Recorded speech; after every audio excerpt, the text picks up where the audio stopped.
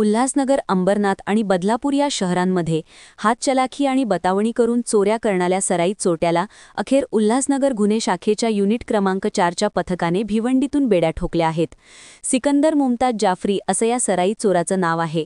गेल्या काही दिवसांपासून उल्हासनगर, अंबरनाथ आणि बदलापूर परिसरात हातचलाखी करून नागरिकांची फसवणूक आणि चोरीच्या घटना वाढल्या होत्या।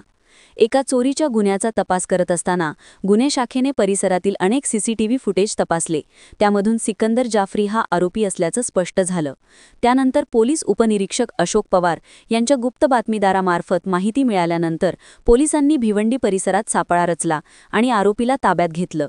या कारवाईत वरिष्ठ पोलीस निरीक्षक योगेश आव्हाड यांच्या मार्गदर्शनाखाली सहाय्यक पोलीस निरीक्षक विजय काजारी, पोलीस उपनिरीक्षक अशोक पवार तसेच मंगेश जाधव, अमर कदम, रितेश वंजारी, संजय शेरमाळे, बाबू जाधव, रामदास उगले, नितीन बैसाणे आणि पोलीस शिपाई मनोरमा सावळे यांनी सहभाग घेतला।